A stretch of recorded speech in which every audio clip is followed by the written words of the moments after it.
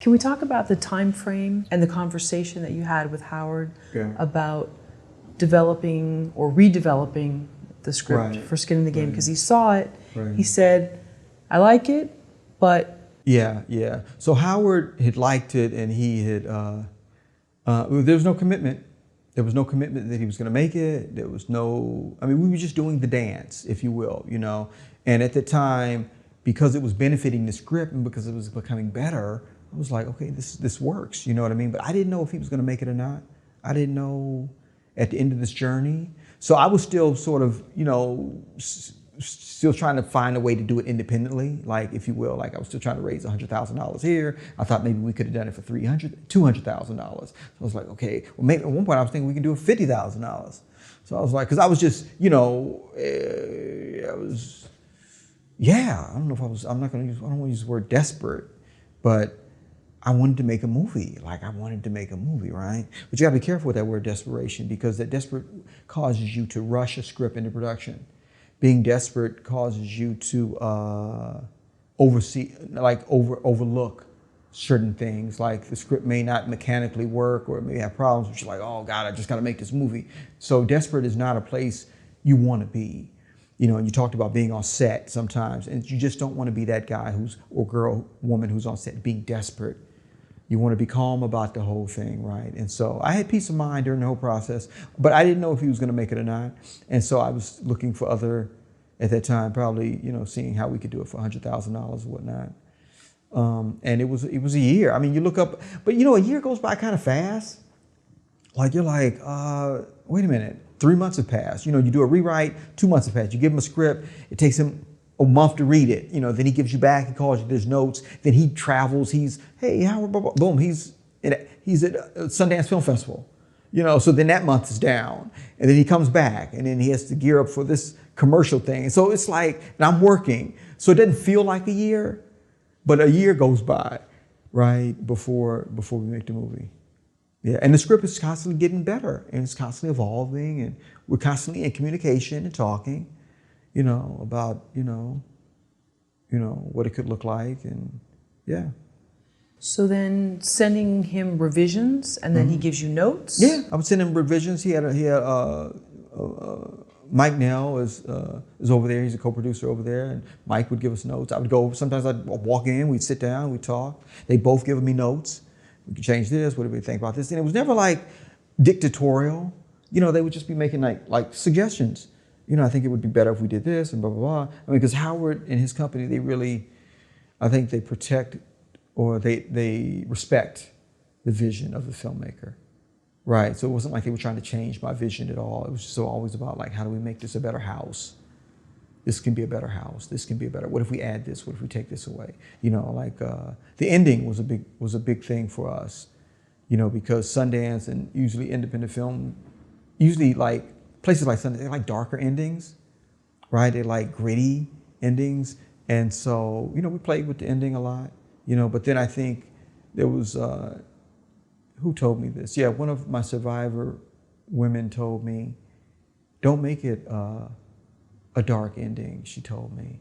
Even though the reality for most of these girls is they don't get out, right? A lot of them, truthfully, either succumb to drugs, you know, they get worn out, and they, some of them die, you know, I mean, you know, the lifespan of a prostitute is only like 7 years. Yeah. And so, you know, or they OD. So it's like a very grim experience. And so, but she told me, do not show the ending. So in our movie, I don't want to give away any spoilers, but there was a point where the lead girl gets caught into the life and doesn't come back. But this person, the survivor, told me, she said, don't do that, because she says, the pimps will use it as a recruiting tool. And they'll use it to say, look, see, she couldn't get out. You see this movie? This is the truth. This is your reality. So don't even try. And that really, it meant something to me. So I shared that with Howard and them too, you know, and I think it impacted all of us, you know, in terms of the way we shaped the movie toward the end. Yeah. Did anybody try to talk you out of making the movie, in that they thought maybe you can't get distribution because of the subject matter? distributors might be scared of it. Yeah, well, that's where Howard was key. But I remember one of our first meetings, and he repeated this a lot. He said, listen, this movie, after we finish it, it can be a paperweight. It can be an exercise in futility. It can sit up there on the bookshelf there. It's just, just collecting dust, right? It may go nowhere, right? He was very real. I mean, like, I was like, because that wasn't my thinking, right, at all. But again, he's an experienced producer, and he's done this a number of times. And then when we met again, when we were getting ready to make the movie, he said, listen, this can either sit on the shelf, it can be a paperweight, or it can be an exercise in futility. Like, he said that exact same thing. And do you still want to do this? And I said, yeah, but see, he had been to the other side of the mountain. He had been the journey before, so he knew, right? So even now, as we get skin in the game out there to audiences, and it's been a great journey. It's been a great journey, right? But we didn't get into Sundance. We didn't get into Tribeca. We didn't get into Toronto. We didn't get into South by Southwest. We didn't get into any of the top tier festivals, right? So that was a whole year, because if you know anything about festivals, they want to premiere your film first, the top tier ones. And if they don't get access to your film first, like say if you premiered at Chicago International Film Festival, and then Sundance said, okay, we want your movie. We want the exclusive rights to the premiere. And you're like, well, we already premiered it at Chicago. They're like, oh, we don't want it. So that happens a lot. So you have to gauge it. And we had to go a whole, almost cycle year of trying to get into the big festivals. Then when we didn't get into the big festivals, then we could back up and say, okay, we didn't get into all the big ones, right? And why do you want the big ones? Because the distributors are there, because the buyers are there, because the national press is there, right? The attention is there. So you want to hold out for those festivals. But when you don't get it, then you say, okay, now what are the second tier festivals? And so then we were fortunate. I mean, we were fortunate in the sense that we premiered at Urban World in New York in September, which is a great festival. We had a great premiere there. Then we went up to Whistler Film Festival in Canada. And then we ended with the Pan-African Film Festival, and we won Best Director, Best First Feature Film. Right. So yeah, it's been a journey. But to your point about Howard talking about the paperweight, but now we're in the process of distributing it, right? And distributing it is almost as hard as making it. Like when you ask yourself, what is the hardest part? Writing the script, making it, or distributing it? I'm almost like, well, distributing it is hard as hell, because now you got to get it out there to people. People have to see it. You want people to see it. And so, yeah, it takes, and we're an indie film, so it's like, yes, you can, yes, you can, so. Plus, it's not as sexy to be distributing it. Yeah. When you're on set, oh yeah, even though there's stressful moments. And then you made another point about the subject matter. So Howard was also very clear. This is not a popular subject matter, or a lot of people don't want to see that kind of thing. It's in the shadows, right? And so even my wife, for instance, never read the script. Even when we finished the film, she never saw it. And she was actually, when I was writing the script, she's like, how can you write that? How can you, I mean, it created something for her in terms of just the subject matter. And we had 2 little girls. So it was, and I understand it, right? And so I knew, just translated from that to what Howard was saying, it's not going to be an easy sell.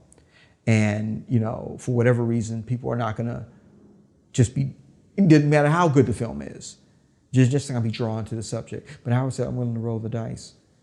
In spite of all that, he said, let's roll the dice.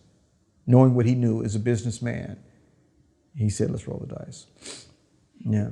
It seems like you're attracted, or you're willing to explore dark subject matter and know that a lot of people may not want to see, they may know about young children working in mines, and it's horrible, but do I really want to spend years? Right. Why do you think you're willing to go there? Well, because as much as you talk about the dark subject matter and the darkness of the, why do I go there? I'm an optimist. And so I like to see the light in the darkness. And sometimes I think the light is in the darkness, right? And so I'm going to go there because I'm still fighting for the hope and the possibility, right? So I'm never going to tell a story where it's just dark, right? And then at the ending, it's like unconscionable, and you know, I'm always there's going to be a spin on it, right? Or there's going to be a take on it. So in the Diamond Mine thing, you know, we got the kids out of the mines. We funded them in soccer, and we put them in schools. So that was like, there was something that came out of that, right? And so with the girls, it was important for me to tell the subject matter, but it was also important to tell that one story of possibility and hope. You know, the girl that made it, the girl that did get out. And so we can cling on to that, you know. So I'm not afraid of the darkness, but, you know, for me, there has to be that, that thing where I'm not going to just live in there and just, you know, wallow in it. Yeah, there's got to be some hope, some possibility. So I'm always fighting for the possibility and the hope.